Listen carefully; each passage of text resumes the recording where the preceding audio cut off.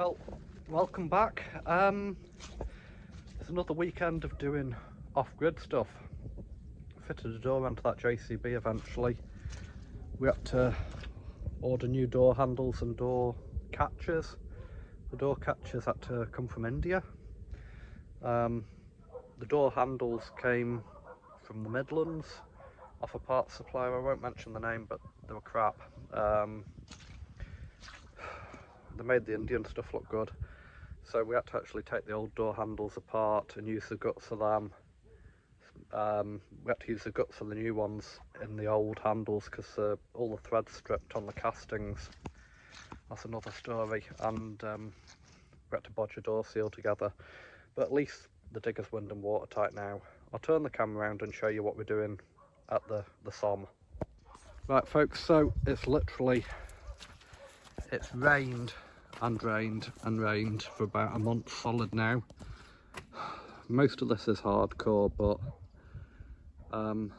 there's a limit to how much I can keep leveling it, because we need to get some crush over the top, but we've been trying to get the levels. So this is the first manhole, so if you imagine the lid that's going on that, it's only about 10mm higher than the frame. That's going to be the level out here. I've kind of stopped playing with this because it's just, if you scrape it off, you're just scraping off mud and just making more mud. So I've bought a roller to ram for just now, and what I'm going to do, I've got the last drain in this weekend at the gates, so that's all working. That's the last of the gravel that I'd got, so we're going to level this off.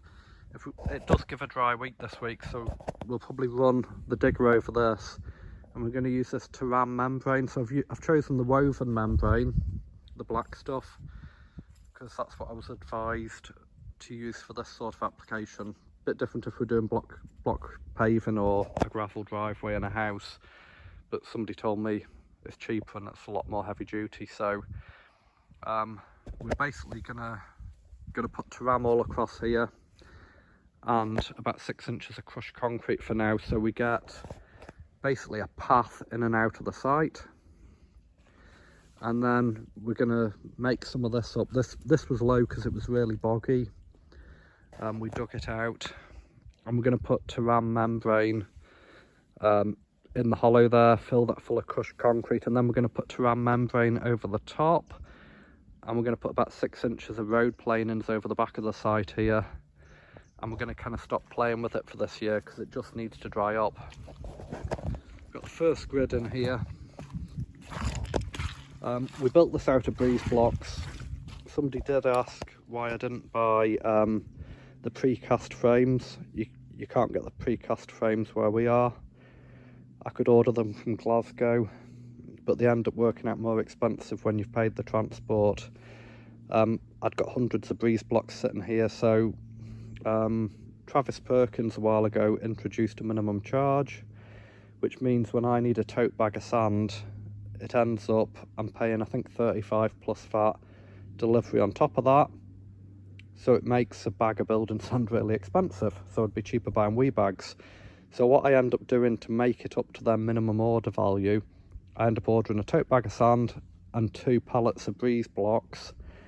And the breeze blocks, I'm always using breeze blocks. We've got them propping a tractor up, we've got them under an Ife Williams trailer there. And when we concreted the main yard, we pinned the shutters with rebar, and we just put a row of concrete blocks inside and out of the shutter, and when we laid the concrete, the blocks on the inside of the shutter, as we laid the concrete we chucked them on the outside to prop it.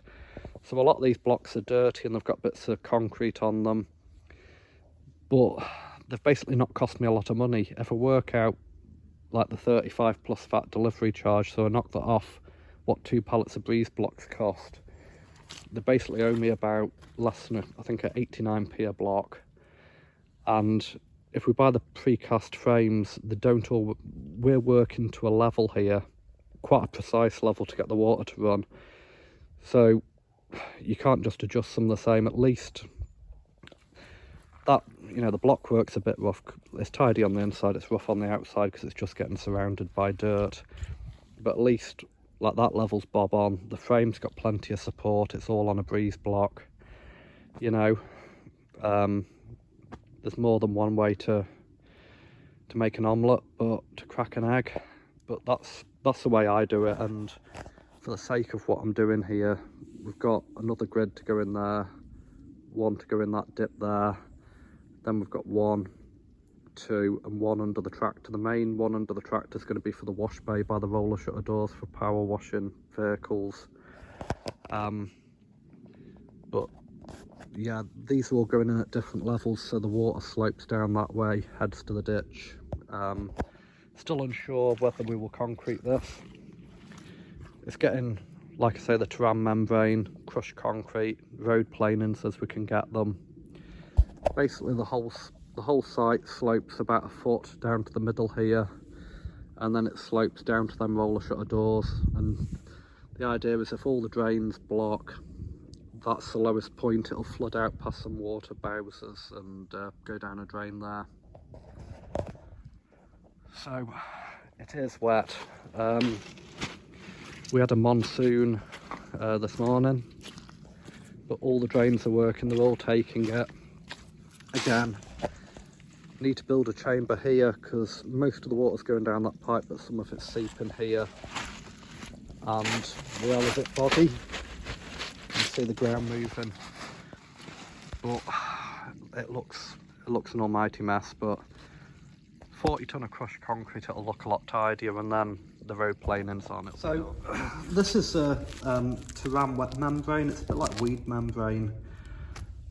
I've never really used it before, but we had a friend came round to see us about a year ago that builds farm sheds and stuff around here, and he basically told me I'm stupid not to use it. They use it on everything now.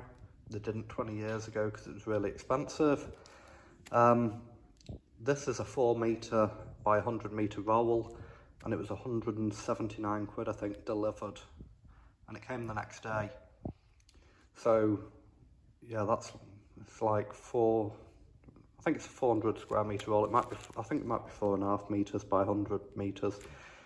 You do have to overlap it about a metre when you join in rolls, but you know, the site's 900 square metres, and some parts of it will get 2 layers, so if it costs me, say, 550 quid in membrane, but it saves the hardcore, saves having to redo some of it, especially where it's wet and boggy, separates the mud from the road planings, it should be a worthwhile investment. Let me know if you've used it before, because I've never. I am thinking of using it on a track that we're going to do up next year. Probably going to use that and then just put 6 inches of road planings, but let me know what you think, folks.